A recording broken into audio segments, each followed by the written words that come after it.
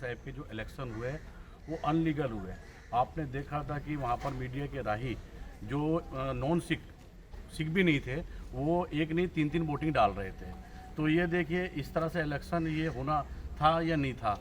और हमारे सिख समाज में क्या होता है कि ओनली फॉर सिक्स ही सिख समाज के इलेक्शन करते हैं।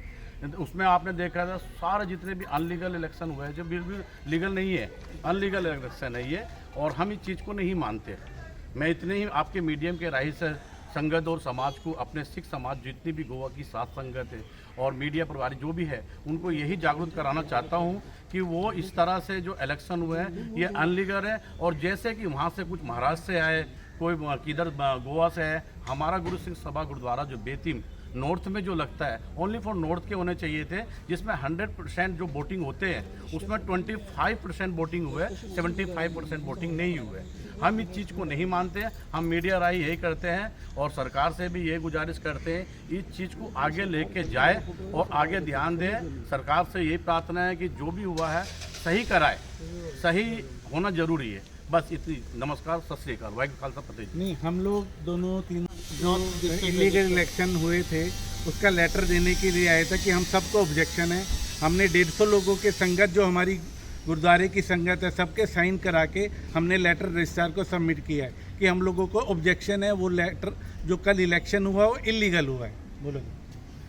एज़ पर गवर्नमेंट के हिसाब से इलेक्शन तो गवर्नमेंट ने आज में बोला कि नल एंड वॉइड है, ये इलेक्शन का कोई वैल्यू ही नहीं है।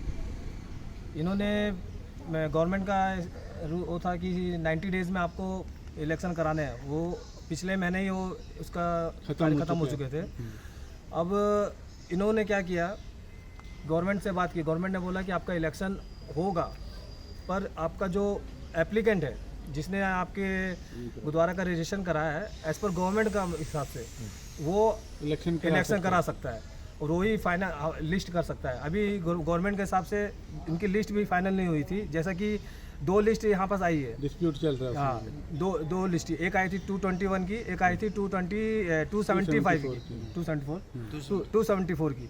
वो दोनों लिस्ट का डिस्प्यूट है और वो दोनों लिस्ट अभी तक फाइनल नहीं हुई थी। फिर भी उन्होंने जबरदस्ती और इन्होंने इलेक्शन को कंडक्ट कराया एज बोगस तरीके से, जो कि इलेक्शन का कोई तरीका ही नहीं है। वहाँ पर अगर आप वीडियो देखोगे, इलेक्शन की फुटेज देखोगे, तो आपको मालूम चलेगा कि इलेक्शन होते ही नहीं है। इलेक्शन का प्रोसीजर बैलेट बॉक्स का ऐसा होता है कि आप कैंडिडेट जो इलेक्शन करने आते, वोट देने आता है, उसका आप आईडी देखते हो, आईडी देखते हो। वहाँ पर जस्ट ऐसा लग रहा था जैसे कोई मछली बाजार होता है, सब्जी बाजार मार्केट होता है, सब्जी मार्केट में आया, इसको दे दिया, उसको दे दिया, जो भी आया उसने साइन मारा, कुछ पता नहीं डाल के गया करके। और वहाँ ना कोई ऑफिसर था ना कुछ हो था, उनके ही बंदे ऑफिसर बने हुए थे, उनके ही बंदे सब कुछ थे, और बाद में उन्होंने ही वोट डिक्लेयर कर दिया कि ये जीत गए।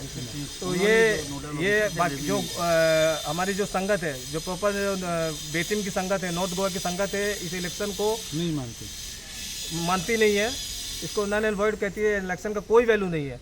ये अपने आप को जो भी बोले कि ये बन गए, वो बन गए, इसको संगत रिफ्यूज़ करती है, मानते नहीं है। बस हमने वहाँ पे खोल के उनको हाथ जोड़ के विनती की है कि हम लोग इस पे पार्टिसिपेट नहीं करेंगे, हम लोग गवर्नमेंट के खिलाफ नहीं जाएंगे, क्योंकि सिस्टम के खिलाफ हम लोग नहीं जाएंगे। सिस्टम का लेटर 6 तारीख को आ चुका है, उनके खिलाफ हम लोग इलेक्शन में खड़े नहीं होंगे। हम दोनों कैंडिडेट थे, हम लोग पीछे आ गए उसमें।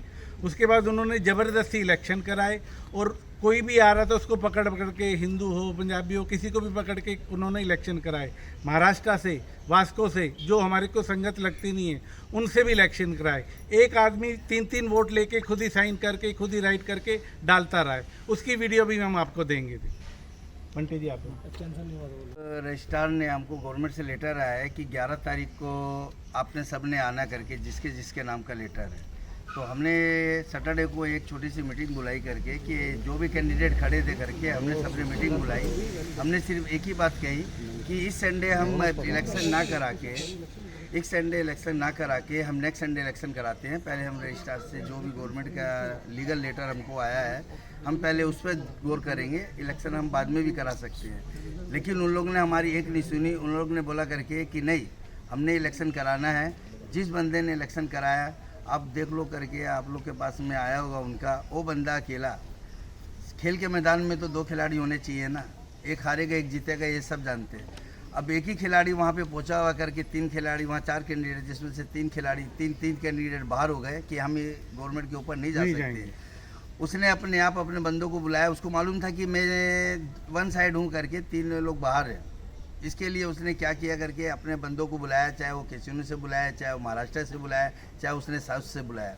ये उसकी जानबूझ के उसने ये किया। और बाकी तो आप लोग सब कुछ जानते हैं करके, और वीडियो हमारे पास है, वीडियो आपको भेजेंगे हम लोग, वीडियो देख लीजिए करके। उसमें वीडियो में सीधा साफ दिख रहा है एक बंदा मोरना जो कि सिख नहीं है, वो बिहार से है या बंगाल से किधर से हमको नहीं मालूम, लेकिन वो 3 पर्ची हाथ में लेके खड़ा। कोई बच्चा उससे पूछ रहा है कि आप 3 पर्ची क्या करूँगा मेरे बच्चों का। तो बच्चे जब 18 साल के हो जाते हैं ना, तो उनको सब मालूम रहता है कि मुझे क्या करना। वो माँ बाप से नहीं पूछेंगे कि मुझे क्या करना क्या नहीं करना। वो विधानसभा और लोकसभा का भी इलेक्शन का वोटर होता है करके, वो सब चीज़ में आगे पीछे घूमता है। ये तो एक गुरु घर का एक इलेक्शन था। बस मैं ये बोलना चाहता हूँ करके, ये हम नहीं मानते करके, ये इलेक्शन जो है ये इलीगल हुआ है करके, ये वन साइडेड है।